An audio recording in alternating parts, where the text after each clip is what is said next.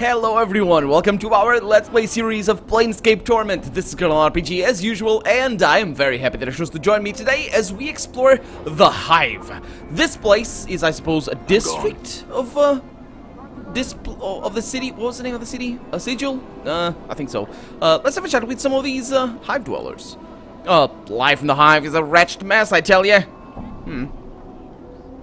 Stay away from that burnt-out alley southwest of here, she says, if you're not spoiling for trouble. Okay, there's a burnt alley southwest of here. Kill your heels here! Oh, it's a harlot. Hello. You see a tired-looking woman dressed in a tight leather bodice and leggings. The odor of cheap perfume surrounds her like a cloud, and her face is covered with a mask of crude makeup. She smiles as she sees you. Why don't you stay and chat with me a bit, love?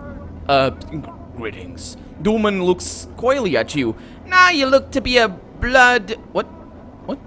To be a blood?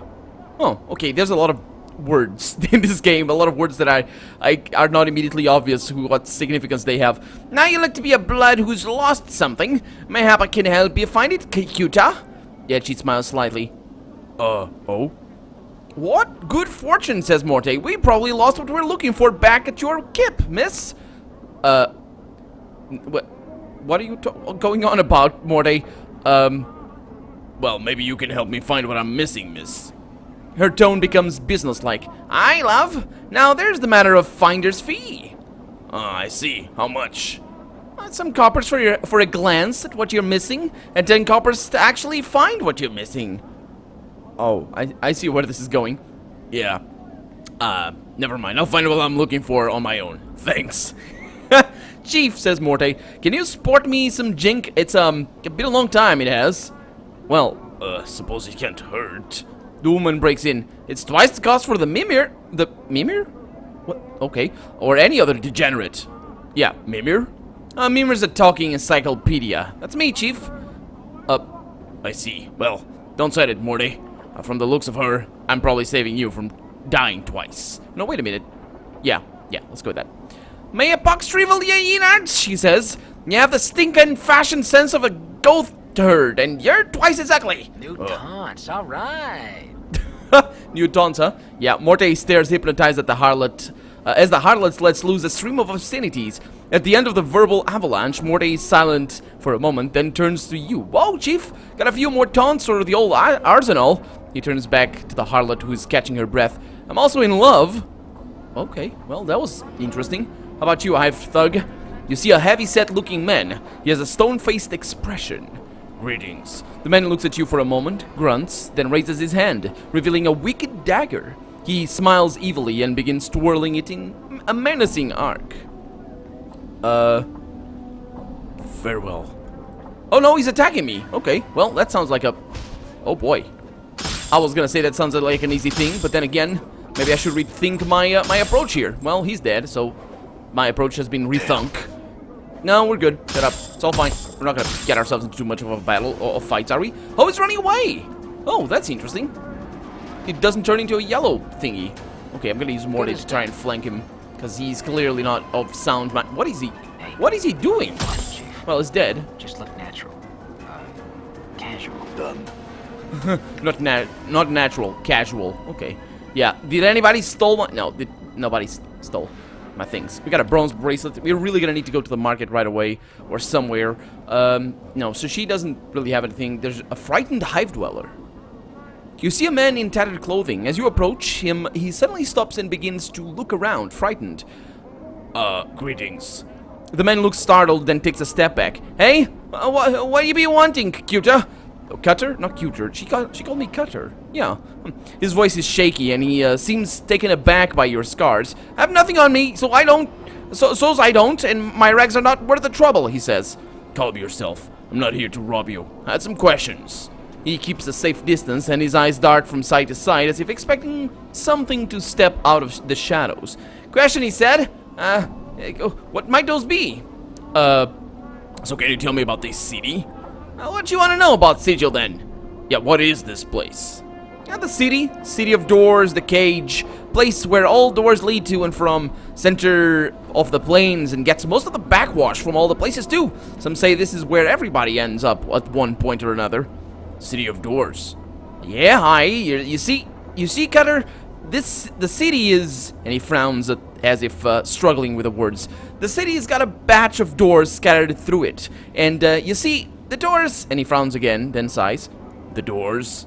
Now, let me rattle my bone box with a little more sense. You see, these doors all over Sigil, but oh yeah, there's doors all over Sigil. He says, but they don't always look like doors. They're more like portals, see? And they can be just about anything. A window frame, a picture frame, an archway, a barrel hoop, a space between a table's legs, or a statue's legs.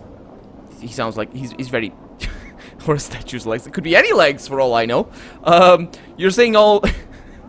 So you're saying all these things are doors? He frowns again. Doors... Portals can be anything that's closed on all sides. It's hard to tell you where they are, unless you got the key to the door.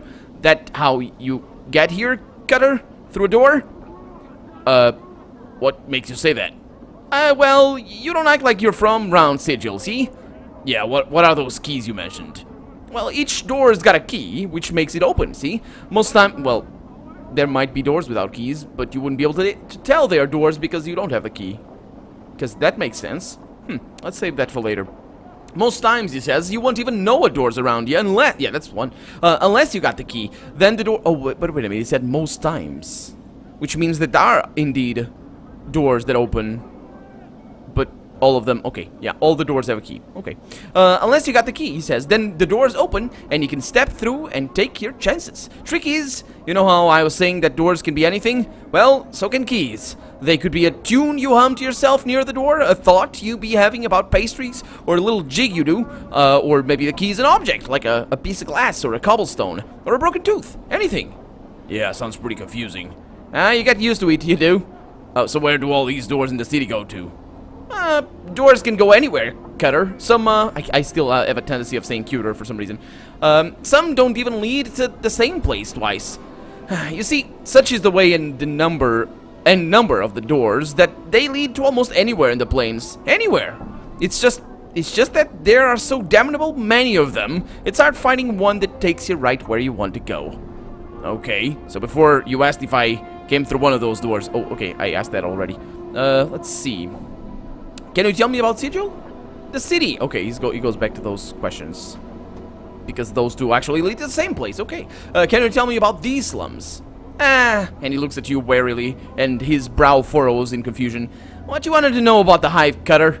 Why is it called the hive? He looks puzzled. I don't know. He looks frightened that he doesn't know the answer. Mess of streets, mess of people, mayhaps. What's around here of interest? Depends. Depends on what you find interesting, Cutter. I'm looking for work. He thinks, well, precious little, well, honest work to be found around here, Cutter.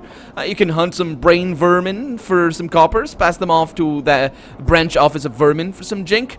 To hear tell, but messing with the brain vermin's dangerous work, though. You can also gather some dealers around the hive, take it to the mortuary for some jink. Debtors, not dealers, debtors. So where's this branch office? That's the next to the hive market. Oh, that's good. Go spireward. That's south and west of the mortuary. Spireward. That's an interesting way of talking. I like this. The fact that there are so many weird words and all that. 3 or 4 blocks, and you'll dead end into it. The rat catcher's mither out in front. Can't miss it. Okay, so the hive market. Excuse the hiccup. It's to the southwest. I need to go there because I need to sell all the junk that I have with me. So can you tell me? Someone named Farod? That name's not one I know, Cutter. Who's he? Well, I'm trying to find out myself. He's a collector, I think. And he thinks, well, then he most likely has his kip in Ragpiker's Square, then. Wait a minute, I've heard about a square. Wasn't that the square that I shouldn't get around to because of some reason? You might want to look there. During the day, that is. Not a nice place at night. Where is this Ragpiker's Square located? It's a few blocks from here. Go west from the mortuary as far as you can go, and you'll run into it. Careful when you're around there, though, Cutter. The collectors there don't always wait for a body to die before collecting on them, eh? I guess. Let's see. Can I ask you... Did I ask about the hive? No. Did I? Huh. Why? What should you want to know about the hive, Cutter? Why is it called the hive? Okay, yeah, I did. So let's see, Farod. I'm missing a journal. Have you seen one, or do you know where I can find, or where I might find one? You're missing a what? He looks confused. No idea where to find such a thing, Cutter. Okay, he doesn't know what a journal is. That makes some sense, actually. Anyway, farewell. Hey! He licks his lips as you turn to leave. Cutter, you might think you... And he studies you for a moment. You could spare a few coppers for a blood who helped ye on your way. Not many around here do that for a fella. Enough for a man to get his tongue after all that talking, eh? To wet his tongue, not get his tongue. Yeah, I'll spare... No, wait a minute. Yeah, fair enough. Let's give him a copper piece. He glances around to see if anyone saw the exchange, then tucks the jink in the folds of his robe. Thank you kindly, Cutter. May the lady's shadow pass you by. Wait a minute. Lady? What do you mean? The mistress of Sigil? You've not heard of her? You must be blessed or more cruel. What? More cruel? Huh. Yeah, know little about Sigil indeed. And he laughs weakly. That's lady's words law here in Sigil. And he thinks for a moment. Except she don't say much. Dead silent she is, actually. What else can you tell me about this lady? He looks at you warily. I don't want to be talking too much about her, Cutter. You don't want to cross her shadow nor be singing her praises, all right? Now, let's say no more about it. Rattling your bone box about the lady's dim indeed. Well, farewell then. Okay, so we are getting more and more information about Sigil. That's the open tomb that we have been to, that we came out of the mortuary through. I think it didn't really make much difference, but we did get that little secret place. Let's see if these guys say anything interesting. The man looks you over and draws a semicircle over his heart. I tend to me own affairs, blood, and only ask that you do the same. Farewell, he says. What about you?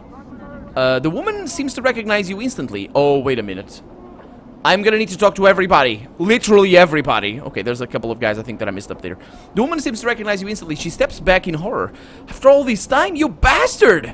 May all the fiends in Bator take ye. One day you'll be sorry for what you did to Aaron. By all the powers, I swears it. And she turns to flee. Wait. Nope, she's off. She is definitely not having none of this. Stay away from that burnt out... okay, I know. I've heard about that. Hello? Can I please talk to you? You see a woman dressed in faded, patched-up clothes. She glances at you as you approach, but turns away quickly as if unwilling to make eye contact with you. Greetings. The woman glances at you again, gives you an ice-cold look, then turns away. Miss? And she turns again, and this time you see a dagger in her hand. Leave me be, dog, or I'll be jamming this where they'll never be finding it. Well, come down. I just had some questions I wanted to ask you. She makes a semicircle over her heart with her free hand, as if to ward off evil. I have nothing to say to ye. Be gone with ye. Okay, well, it's good that I was forced to attack her. If I wanted indeed to do anything with her, let's have a chat with this guy. This person has nothing more to say to me, and that one as well. I suppose she's not gonna have much to say to me as well. Nope.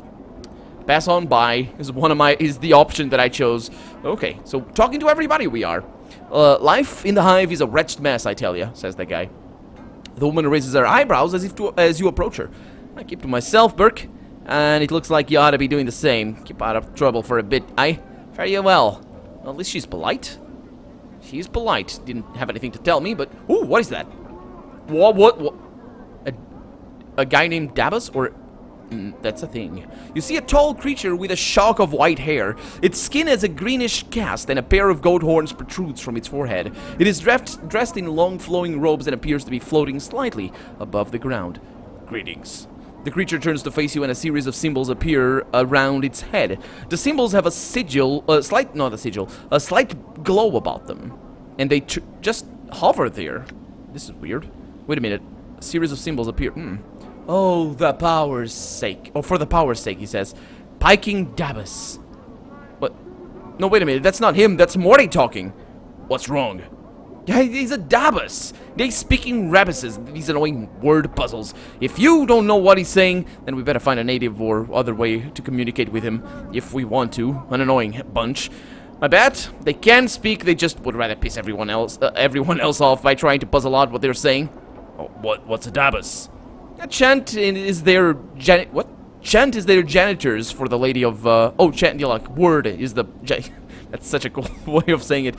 So, Chant is their janitors for the Lady of Pain. They float around breaking, fixing, and patching up sigil according to her whims. They're worse than corpse flies. You can't swat them, though, or the lady will get upset. The Lady of Pain? Who's that?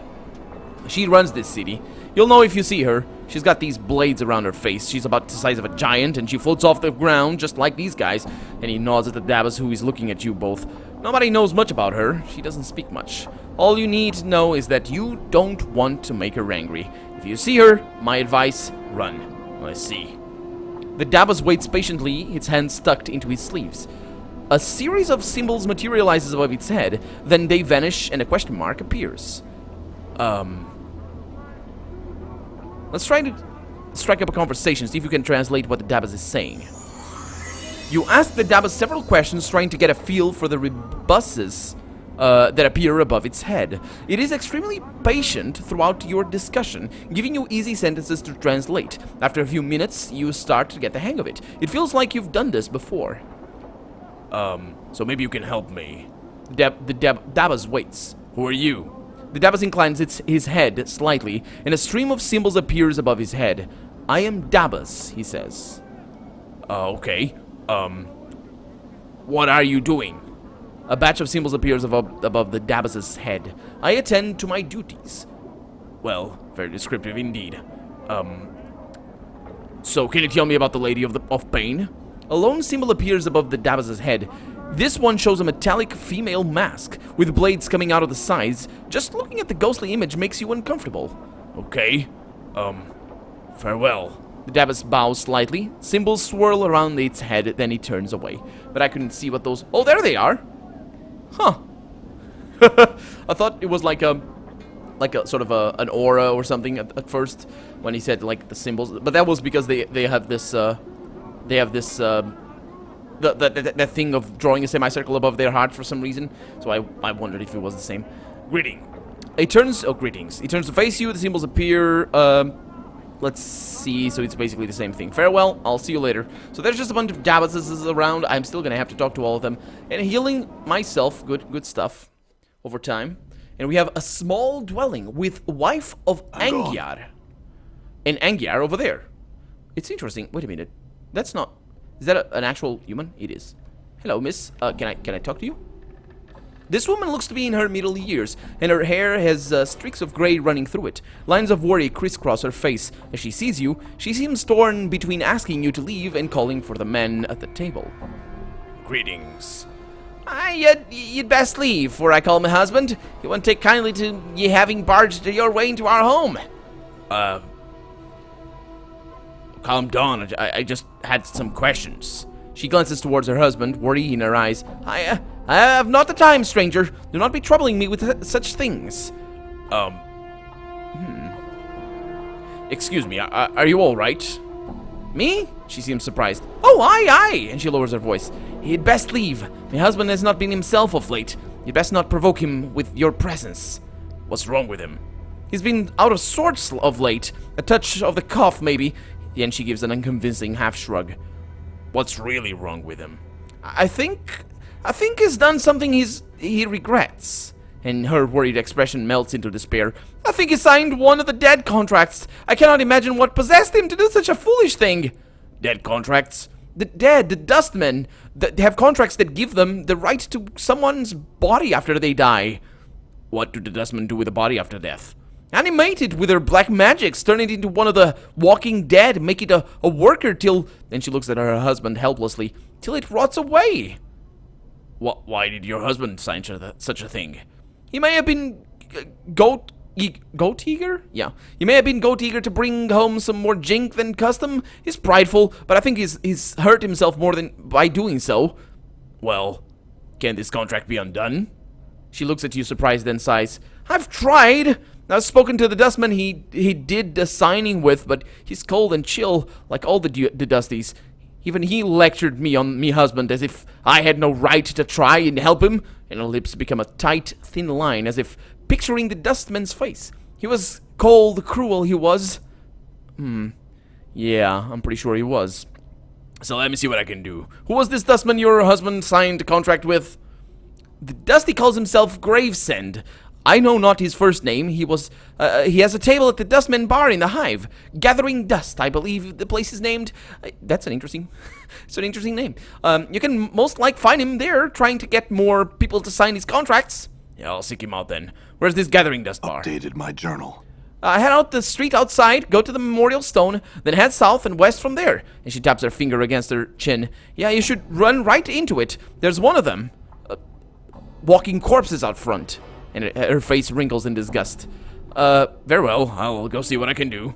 I won't turn away such a friendly gesture. She seems grateful, then her worried expression returns.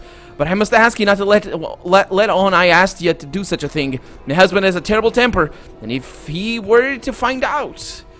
Okay, well... I promise that your husband will not find out. Thank you, stranger. I appreciate your help. That's no trouble. I'll go see about doing your husband's contract now. Undoing your husband's contract, I should say. But I am still gonna have a chat with him because I want to see if he says anything. This man looks haunted. His eyes are half lidded as if he has had trouble sleeping, and his hair is long and unkempt. His beard is flecked with bits of dead skin and old bits of food. He doesn't seem to notice you as you approach. Greetings. The man glances up at the sound of your voice, and his slack expression vanishes. It looks like someone has lit 2 fires in his eyes. Oh, what be your business barging into my house? His eyes narrow and his teeth clench. Get, or I'll send you back to whatever grave you crawl from. I'm not gonna tell him. I wish I could convince him, but should I? I promised. I'm not gonna break my promise. Calm yourself. I had some questions. The man's face turns blood red and he begins shouting, "Are you daft?" With a snarl, it spits at your feet. "You filthy, scar-ridden dog! Off with you, or even the powers won't be able to save your hide." Okay, farewell then. The man throws a parting shot at your back. "I'd best never cross me door again, you wretch-stinking bastard." Yeah, leave without saying another word. Okay. She was right. All right. She was right. Okay, so he might kill himself or kill me. There's a pass. What? To the south there's... Oh. So it's in another area. Okay. Seeking company, Cutter? Is she... yeah, she probably is the same one as the other one. Lost in... Oh. And then, yeah. Okay, I'll take my leave. See you later. Yep. So the harlots are all the same. And there's another one. I'm still gonna see their description. Pass on by. Something wit me a bit. That's the one. And then over here we have a dustman. Ooh, maybe I should save before that. Oh, I always press Q and W. Let's see. You see a somber, pale-faced dust woman in black robes. Well, it says over there dust man, but sure, whatever. She is staring into the distance and doesn't appear to notice you. Greetings. She turns slowly to face you. Yes? I had some questions. She folds her arms into her robes and waits. Do you know someone named Farod? Updated my journal. Farod is a collector. The woman studies you for a moment. If you would wish to know more about him, I am told that Initiate Emoric in the Gathering Dust Bar also seeks him. It may be that he can help you. Where's this Gathering Dust Bar? As one leaves the mortuary front gate, head south and west. It lies past the memorial. Alright, I had some other questions before I go. I'm looking for a lost journal. Have you seen one? She shakes her head. Okay, well, thanks anyway. Farewell. Okay, what about you, guy? The man frowns as you approach. I've no time to be rattling me bone box with strangers, Cutter.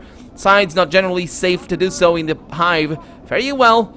I think the bone box is supposed to... It's the mouth, but the bone box is supposed to be a reference to the teeth. And that's kind of interesting.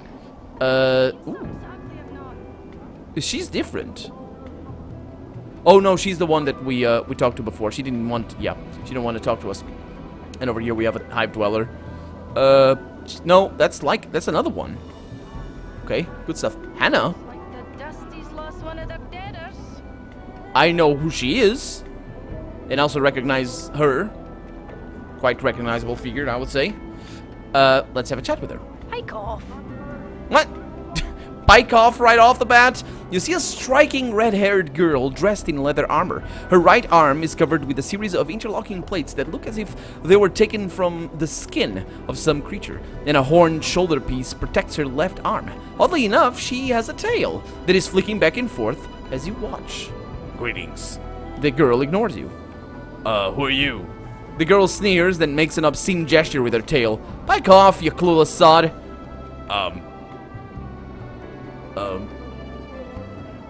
Hey, easy. I just had some questions. Aye? What's it you want? That's a stupid question right there. Can you tell me where I am? Now you're lost, but you're about to find trouble. Make yourself lost somewhere else, bubber. Yeah, I want to ask something first. I'm looking for someone named Farod. Do you know where I can find him? Aye, I might. I might say more if you sweeten the question, aye? She clicks her tongue and rubs two fingers together. Jink jink, aye? Jink jink. She means money, says Morty. Aye, she glances at Morty, then shrugs. What the skull said. Hard coin. Alright, how much? How much is it that you... What? How much is it that you to know, aye? What?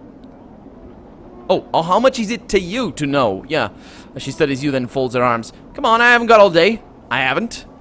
Well, I got plenty of money, so how about 20? Aye, alright then. And she pockets the money. It's gone so quickly you have no idea where it vanished to. Look for him in the alley spireward from the mortuary. That's to the south and west of the mortuary, aye? Yeah, okay. I had some other questions. So I'm missing a journal. Have you seen one?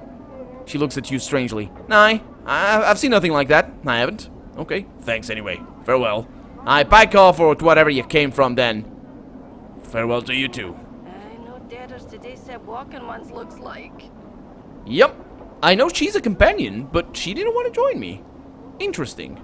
Anyway, that's gonna be that for right now. I'm Colonel RPG, and this has been Planescape Torment. I really hope you've enjoyed it, and if you did, go ahead and leave a comment, like the video, but above all, thank you so much for watching, and I hope I'll see you next episode. Hey, we're being watched, Chief. Just look natural. Casual. Yep. Bye-bye.